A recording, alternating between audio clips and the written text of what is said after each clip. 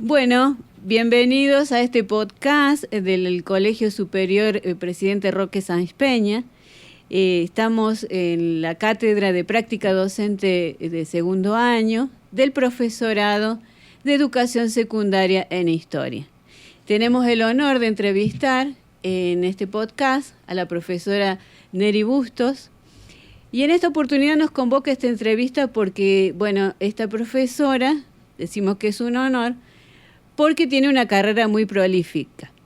No solamente porque es, digamos, nuestra profesora en distintos espacios curriculares dentro del profesorado, sino también que tenemos la ventaja de que es la directora del instituto en el que en esta cátedra nos toca observar. Así que, bienvenida, profesora. Bueno, muchas gracias por la presentación. Bueno, profe, como dijimos era observar, así que, y más que observar, yo cambiaría esa palabra por conocer. Conocer y aprender, creo que es la clave, y lo que nos toca en este momento. Entonces, queríamos eso, conocer un poquito de la institución, el Instituto ISOR, el Instituto Técnico ISOR, para nombrarlo correctamente. Así que, para comenzar, me gustaría, como primera pregunta, hacer ¿qué tipo de gestión tiene la institución? Bien. Bueno, antes que nada, agradecerte obviamente por la presentación y después también comentarte que, yo, soy un actor institucional que tiene por ahí el privilegio de estar desde hace no mucho tiempo en esta institución, y eso me hace tener quizás una mirada particular desde la gestión, además, como docente desde la gestión, así que seguramente que lo que te pueda narrar y los datos que te pueda aportar y mi mirada, ¿no? Porque en todo caso se va a tratar después del análisis que vos hagas, ¿no?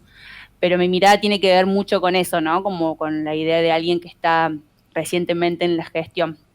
Esta escuela es una escuela de gestión privada, pero tiene, como la mayoría de las escuelas de la provincia, lo que se dice como la subvención de los sueldos docentes. Solo tiene algunos cargos que son abordados, digamos, desde la institución, pero la planta funcional, la mayoría, está en el marco del Estado provincial, ¿sí? Del Ministerio de Educación de la provincia. Pero su gestión es privada, en realidad, digamos, es una gestión particular, porque se denomina como gestión privada, pero a su vez la Municipalidad de Santa María de Punilla es el respaldo legal, digamos. Esta escuela, tengo que necesariamente irme un poquito a la historia de esta escuela, pero esta escuela nació como una especie de cooperativa de docentes que de hecho por mucho tiempo trabajaron de manera ad honorem, pensando en una propuesta educativa secundaria para Santa María, y luego con los años recibieron este apoyo, por así decir, de la municipalidad, donde entonces lo que sucede es que esta gestión tiene un poco que ver también con la municipalidad, que es la que pone, por ejemplo, la que tiene la representación legal de la escuela y la parte edilicia, por así decirlo, ¿sí? Pero después uno podría decir que la escuela se autogestiona, porque a través del representante legal, que es esta figura donde la municipalidad se hace presente, digamos, todo lo que tiene que ver con la parte edilicia, con la parte de los recursos, inclusive con con algunos cargos de la planta funcional, los va gestionando la misma escuela. Pero tenemos esa incidencia del Estado municipal en torno, a las decisiones en general y a la propuesta que la escuela va teniendo y va construyendo, y por eso es una gestión en ese sentido particular, digamos. Sí, comprendo. Es muy interesante, lo primero que queríamos conocer como grupo era el porqué del nombre, o sea, cómo surge ese proceso hasta que llega a establecerse el nombre, porque eso también tiene que ver mucho con la identidad, digamos, de la escuela, ya te habla de la identidad directamente, entonces, y del proceso histórico también. Entonces, ¿nos podrías contar o relatar un poquito eso?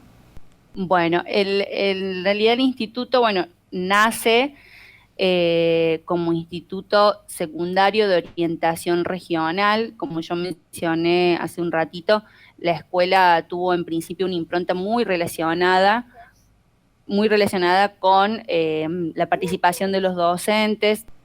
En 1987 nace esta idea de un instituto secundario de orientación regional, donde, bueno, justamente como comenté, la intención o el objetivo principal era una propuesta para los jóvenes, los adolescentes de Santa María. En ese momento, en el 87, pensar en trasladarse para estudiar, para hacer el nivel secundario, era como un privilegio, no era fácil, y trasladarse a Cosquín, que era donde había oferta educativa para nivel secundario. Entonces, claro, un grupo de docentes consideran esto como una necesidad, ¿no? Y proponen esta idea, ¿no?, de un instituto de orientación regional que tuviera un poco esta idea de, bueno, una mirada del turismo, de lo agro, bueno, de pensar un poco en el lugar en el que estaba enclavado esta escuela, digamos. Inician en un edificio que era muy precario, que es un edificio que de hecho está sobre la Ruta 38, y quienes han pasado por esas aulas, tanto profes como estudiantes, recuerdan ese espacio con mucho cariño, porque era un edificio chiquito, acogedor, donde entonces tenía mucho de esto de que todos se veían, se conocían, y además era reducida la población que asistía. En el 95 es cuando adquiere la municipalidad, digamos, el edificio que está sobre Ruta 38 también, y entonces allí ya se va a dar como un crecimiento de la matrícula y termina de consolidarse, digamos, la escuela como propuesta educativa. Y de hecho, en ese momento cambia la orientación, comienza a orientarse justamente hacia la especialidad que tiene actualmente, que tiene que ver con alimentación, y allí se va a cambiar el nombre en un primer momento, que se empieza a denominar como Instituto Secundario Santa María de Punilla. Ya con ese formato, digamos, es que la escuela, como digo, se consolida su propuesta, consolida además esta idea de la población que asiste, la matrícula va aumentando, y luego entonces entra como en un plan piloto, en una prueba de la ampliación de oferta de escuelas técnicas, y allí es en el año 2006 cuando se transforma en instituto técnico, y los docentes mismos y la dirección, en ese momento la gestión, retoma la idea de que, bueno, de que se consolidara esta propuesta con estas características. Por un lado, que fuera instituto técnico; por otro lado, la idea de ampliar ya la propuesta y abrir de alguna forma esta idea de recibir población que no fuera solamente de Santa María. De hecho, la escuela empieza a crecer, y debido a la demanda y a la necesidad de escuelas secundarias, empieza a recibir alumnos de Cosquín, de Vial del Macé, de Empalme, Tanti, ya como que va ampliando esa capacidad. Y en ese sentido, como ya asentando, por así decir, o terminando de configurar su propuesta, la escuela decide volver a retomar su nombre original, y allí como que recupera este nombre de Instituto Técnico ahora, ISOR, y de esa manera comienza como una historia, por así decirte, como un punto de partida, y de allí en más en cuanto a cómo la escuela logra consolidar su propuesta. Ajá, muy bien. Muy bien, digo yo, pero es que me resulta muy interesante la parte histórica de la escuela. Ya que está mencionando, profesora, el tema de la matrícula de los estudiantes, actualmente, ¿cuál es la matrícula de los estudiantes? ¿En cuánto asciende el número? Estamos en 315 alumnos aproximadamente, ahí puede ser que varíe de 315 a 317. Nosotros tenemos doble división en primero, segundo y tercer año, y luego a partir de cuarto, donde se completa el ciclo de orientación, que son cuarto, quinto, sexto y séptimo año, ¿sí?, porque somos una escuela técnica. Allí tenemos una sola división, y bueno, por eso trabajamos por ahí quizás con los grupos más, justamente con estos grupos que estoy mencionando, cuarto, quinto, sexto y séptimo, son más numerosos. pero porque por lo general la matrícula se reduce, ¿sí? Arrancamos siempre con una matrícula inicial de 50 alumnos, este año hemos ampliado un poquito más, 56, y luego hacia cuarto año, como en todas las escuelas secundarias, vamos como haciendo esa transición entre población que se mueve, que va, que viene, y cuarto, quinto, sexto y séptimo se reduce un poco la cantidad y tenemos una sola división. Pero entonces en general, si tenemos que hablar de la matrícula, son 315 alumnos aproximadamente. Muy bien. ¿Y la planta funcional permanente, digamos, de la institución, cuál sería, por ejemplo, entre, bueno, directivos, estamos hablando contigo, docentes, técnicos profesionales, o sea, técnicos profesionales, administrativos, maestranza, a eso me refiero. Sí, y estamos hablando aproximadamente de una planta funcional de 50 personas aproximadamente, entre preceptores, docentes y equipo directivo. Bien. Mencionaba algo con respecto a que si bien la escuela recibe bastante injerencia de la municipalidad, pero a su vez es como que se autogestiona mucho en cuestión de, digamos, de docentes, digamos, la gestión de cargos. En ese sentido me resultaría interesante saber la institución. ¿Qué tipo de perfil docente busca? O sea, ¿qué perfil siente que concuerda con la institución a la hora de una vacante, de un cargo? Nosotros tenemos, bueno, en este último tiempo se ha renovado bastante el plantel docente, de hecho, quizás en ese sentido, como te comentaba al inicio, bueno, yo he llegado a la escuela también en un momento de transición, por así decirlo. Hay muchos profes de aquellos que estuvieron en el comienzo de esta escuela, que son parte de esa historia inicial y fundacional, donde ese proyecto tenía que ver con una cuestión, como dije antes, ¿no? Pensada en anclarla en esta comunidad y en cómo dar una oferta educativa. Bueno, esa planta docente un poco ya está como renovándose, y de aquí en más, digamos, y desde hace un tiempo, la escuela viene pensando en la idea de un docente comprometido, aún así cuando la historia de la escuela avanza y quizás el proyecto se ha ido modificando, comprometidos en el sentido de poder tener sentido de pertenencia a la institución. ¿Sí? Eso es como una característica que se sostiene y se mantiene. ¿En qué sentido esto? Bueno, en que la escuela se ha caracterizado y de hecho es reconocida en la sociedad muchas veces por los comentarios de los padres y de la propia comunidad en este aspecto del acompañamiento, de la mirada que se tiene de los alumnos, de que hay como cierta mirada particular porque hay profes que tienen mucha carga horaria en la escuela y eso hace que conozcan mucho a los chicos. Quizás ese también, digamos, no es una cuestión excluyente, ¿no? Pero sí consideramos la importancia de que el sentido de pertenencia se construye en principio también sobre la base de poder tener horas, tener muchas horas en la escuela, digamos, y allí consolidar la pertenencia, el trabajo en equipo, la participación en los proyectos, y sobre todo este compromiso directo que van a empezar a tener con los estudiantes, los profes, y que tienen, digo, en el sentido de que a partir del momento en que vos lográs concentrar tu carga horaria o poder tener como una trayectoria dentro de la institución, te permite conocer mucho a los alumnos y eso hace acompañarlos de otra manera, tener de manera, en términos de comunidad, lo pensamos, ¿no? Como una comunidad de docentes y estudiantes que se conocen, que se acompañan y que transitan de manera muy colaborativa, por así decir, el trayecto de los chicos desde que ingresan hasta que finalizan.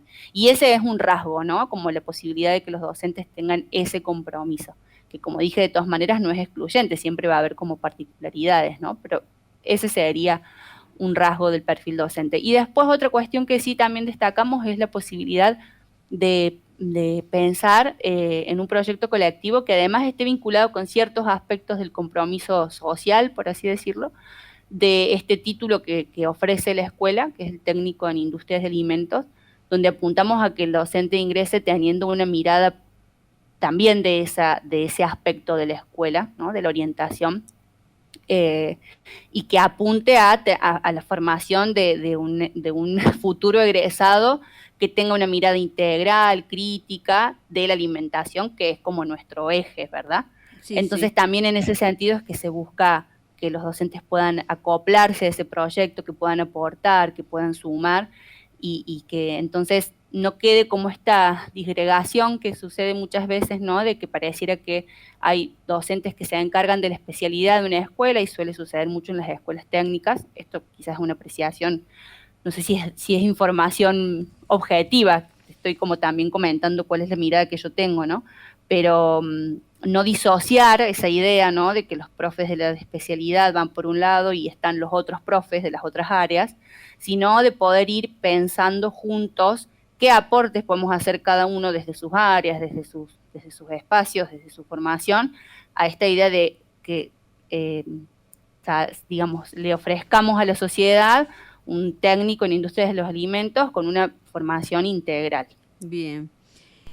Voy a recuperar esto que venís mencionando sobre los estudiantes, conocerlos y bueno, tener esa mirada muy presente sobre lo social, ¿no?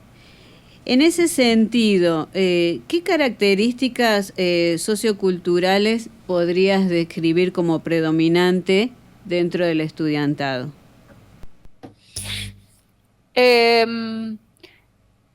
Considero que es una población de clase media baja, podríamos pensar. Es una escuela que siempre ha tratado, inclusive en esta situación particular de la pandemia, de mantener, por ejemplo, o de cuidar el aspecto económico en torno a la cuota, ¿sí?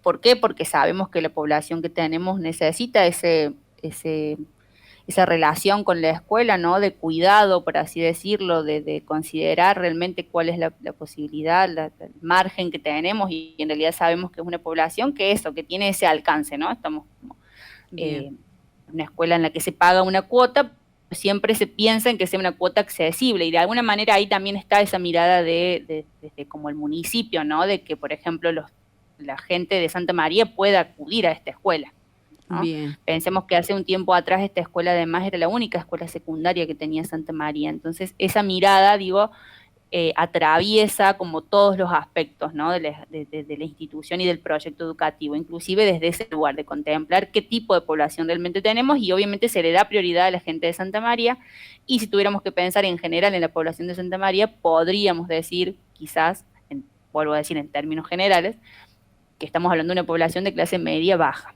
ujú, bien. Retomando también con esto de conocer al estudiantado, dentro de la institución, ¿existe algún tipo de gabinete psicopedagógico para abordar ciertas problemáticas o, o cómo se maneja eso dentro de la institución? Bueno, no, en realidad ese quizás es una de las cuestiones pendientes que tienen que ver con parte de también una transición que estamos en este momento atravesando. Digo transición en términos también de lo que incumbe a la cuestión interna de la escuela, ¿no es cierto? Este equipo directivo está conformado desde el año 2019 y entonces allí hay como varias líneas de trabajo que están en proceso y en realidad no tenemos gabinete, pero sí, digamos, hay como un trabajo, un abordaje donde siempre la familia es convocada para abordar temáticas que tengan que ver con la cuestión emocional, con las situaciones de vida de los estudiantes, y en ese sentido siempre a lo mejor lo que se prioriza es el trabajo con la familia y bueno, y que a través de la familia y la institución considerar siempre la necesidad de la importancia del acompañamiento por ejemplo, en espacios terapéuticos para aquellos alumnos que lo necesitan. Y digo, por eso siempre también se trabaja mucho con la familia, ¿no? Es como, bueno, Claro, desde la familia eh, definir, definir cuál es esa necesidad. perfecto. Es decir, que digamos que el vínculo, en este caso escuela-familia, es fundamental dentro de la Es institución. fundamental y en realidad también la pandemia, ¿no? Nos ha puesto frente a un desafío en ese sentido, porque el vínculo se hace virtual en este momento, y que quizás en otra circunstancia podría decirte y cualquier papá quizás podría decirte de la importancia que tenía el poder acercarse a la escuela, el poder activos. Claro. Justamente surge aquí el tema de la pandemia y seguramente había muchas cosas en el diario vivir dentro de la institución que tenían, digamos, como sus modos, su forma, como el lenguaje, la cultura de la escuela, de la institución. Uh-huh. Esa cultura en momentos de pandemia, ¿se ha podido trasladar algunos aspectos al ámbito virtual? Digamos, ¿se han podido sostener? ¿De qué modos? ¿O cuáles han sido aquellas cuestiones que se han podido sostener? Y bueno, algunas seguramente no. Sí, bueno, en realidad también como para completar la idea anterior y que se engancha con esta pregunta, nosotros tenemos como también el equipo directivo ha funcionado siempre con una dinámica de mucho trabajo con el equipo de preceptores, ¿no? Tenemos un equipo de preceptores como muy consolidado y que de verdad se les da mucha importancia y son como verdaderos protagonistas del trabajo diario, ¿bien? En todos los sentidos, desde el seguimiento y el acompañamiento de los estudiantes hasta también muchas veces ese espacio para el diálogo, para la escucha de los estudiantes. Quizás una de las fortalezas que hemos tenido en la pandemia ha sido la posibilidad de contar, digamos, ¿cómo decirte?, genuinamente con el trabajo de los preceptores, que han sido quienes han puesto muy en marcha el vínculo y la comunicación con la familia. Así es, son ellos los que generan los espacios, ya sea de grupos de WhatsApp, ya sea de llamadas, de atender consultas cotidianas, diarias, en horario, fuera de horario, de los estudiantes, de los papás. Y allí creo que hay como un trabajo muy fuerte del equipo directivo con los preceptores para ser los primeros en eso, recibir las consultas, las demandas, la comunicación, sostener la comunicación, digamos. Nosotros hemos pensado que el primer canal de comunicación siempre era a través de los preceptores. Y luego cada profesor, sobre eso hemos trabajado y tenemos que seguir trabajando porque quizás sobre eso puede haber debilidades también. O particularidades más que nada, ¿no? Pero digo, en el equipo de preceptores nosotros encontramos como ese sostén para en lo cotidiano mantener la comunicación y el contacto con los estudiantes. Perfecto. Y en eso quizás, como digo, yo encuentro allí una fortaleza por el equipo de preceptores que tenemos. Bien. No sé si completé ahí la respuesta. Sí. Nosotros como grupo estuvimos, por supuesto, conociendo previamente del modo que podíamos desde la virtualidad. Uh-huh. La escuela nos interesaba conocer uh-huh. primero el instituto.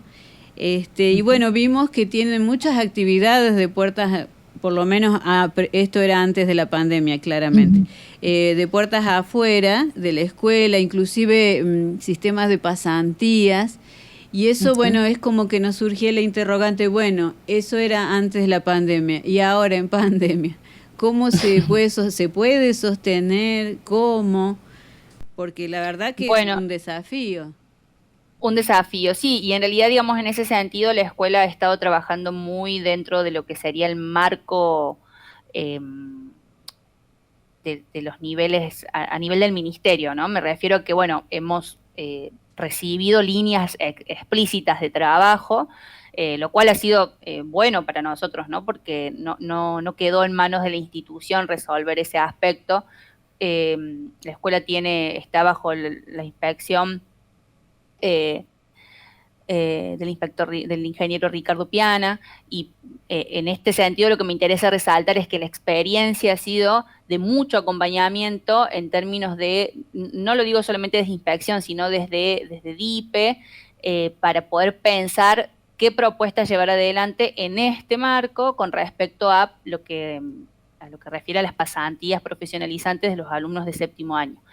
¿Qué quiero decir con esto? Mientras nosotros no estábamos en pandemia, la institución tenía y tuvo siempre la posibilidad de definir de qué manera hacer ese trabajo. Nosotros teníamos vinculación, como vos dijiste, con espacios donde los chicos hicieron pasantías, por ejemplo, la colonia de vacaciones del Banco de Buenos Aires, de Tanti, la municipalidad.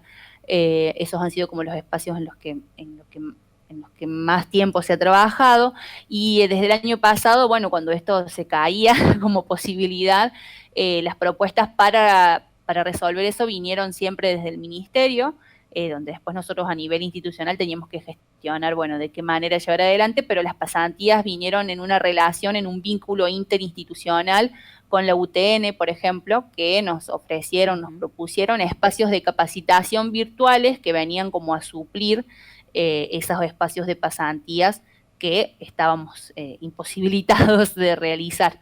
Claro. Entonces, por eso resalto esto, ¿no? Como las líneas de trabajo, y en ese sentido las propuestas para poder resolver esto vinieron muy desde el Ministerio de Educación, intentando dar solución a cómo otorgar estos títulos a estos estudiantes que salen con un título de técnicos, en este caso,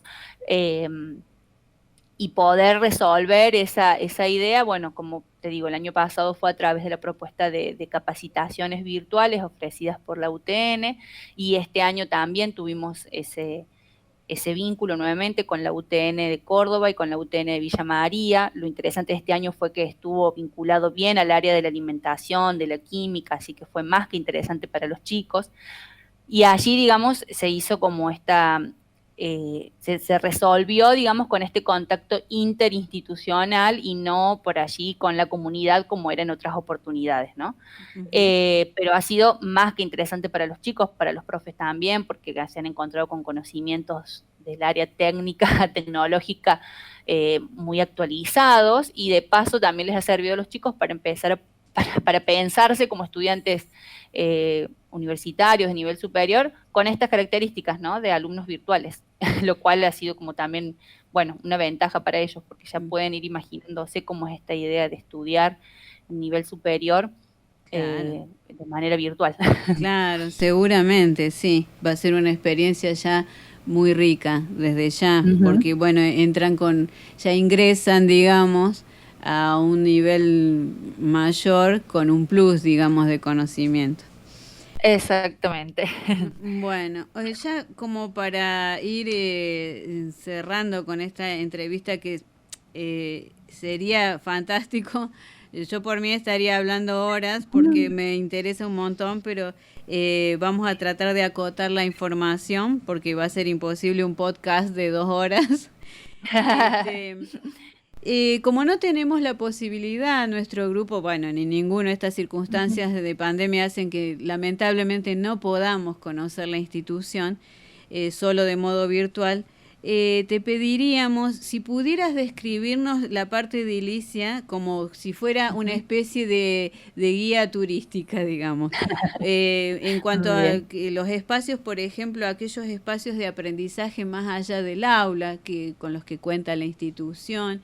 Y algunas características, por ejemplo, si en caso de que tenga, si hay algunas adaptaciones edilicias en cuanto a, por ejemplo, algún estudiante que surgiera con algún tipo de discapacidad, y bueno, si tiene laboratorio o, qué sé yo, sala de proyección, ese tipo de cosas. O sea, todos espacios de aprendizaje más allá del aula.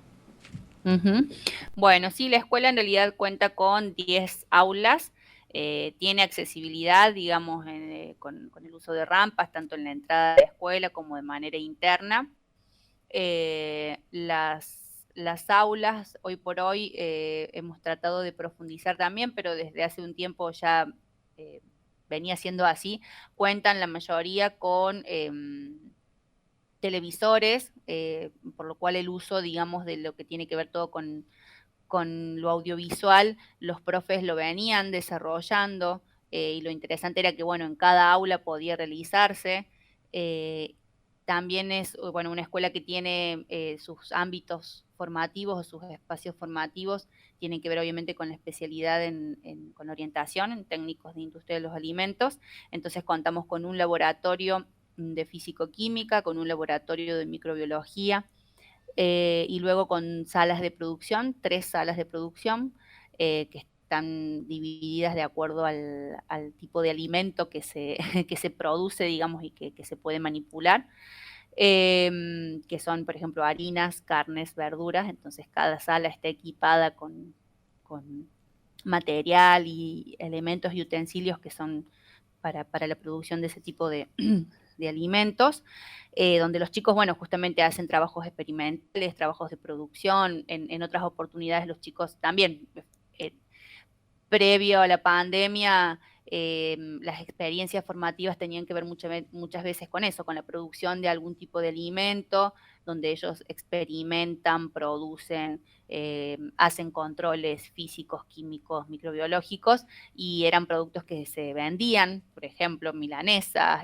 budines, bueno, distintos tipos, dulces, y entonces esos espacios formativos eran utilizados no solamente por los cursos más altos, sino también por los cursos del ciclo básico, donde comienzan a hacer esas experiencias de producción.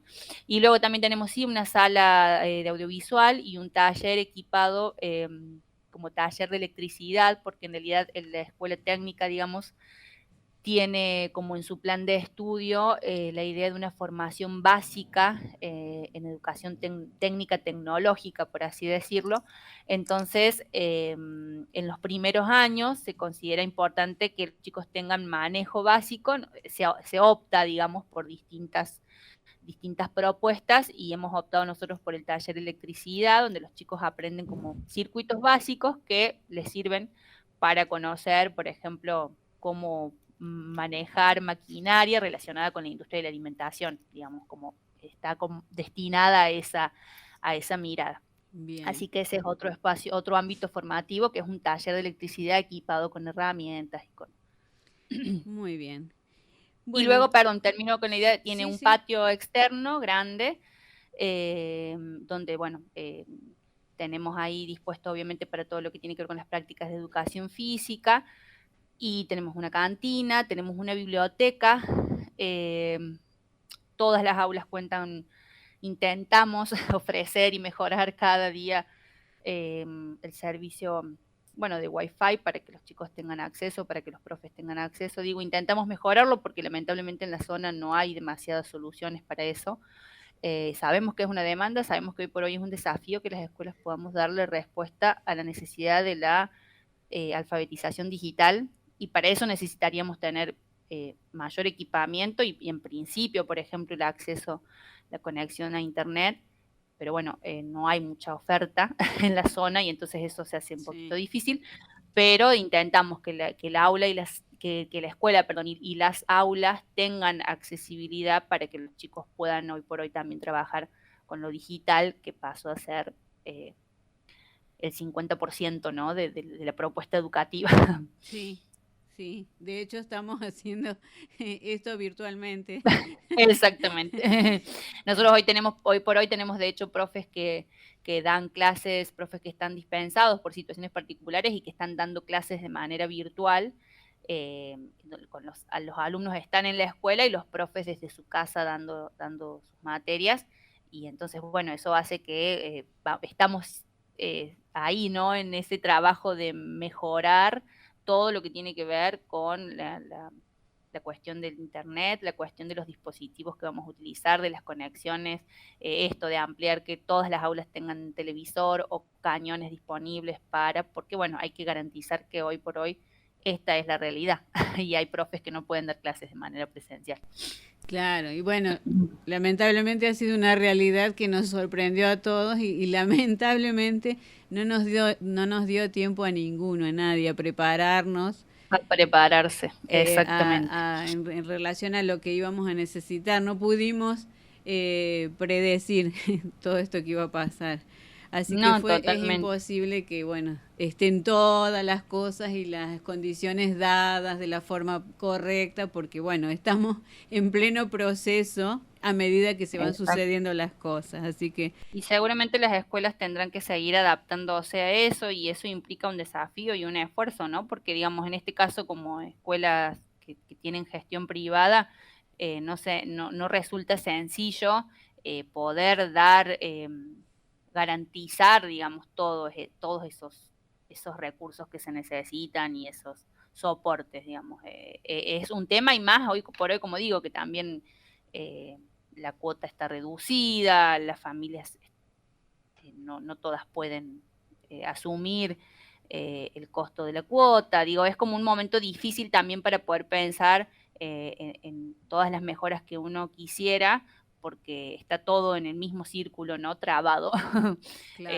Entonces, es como en ese sentido yo también pienso que ha sido un periodo particular desde el 2019 con el equipo directivo, porque bueno, es como que arrancamos una etapa de trabajo donde había propuestas, donde había ideas, y de verdad que todo este proceso de pandemia nos atravesó y nos puso a tener que resolver cuestiones que no estaban realmente en agenda, y que había muchas otras cosas en agenda importantes y como súper interesantes que van quedando ahí por ahora, una carpetita al costado.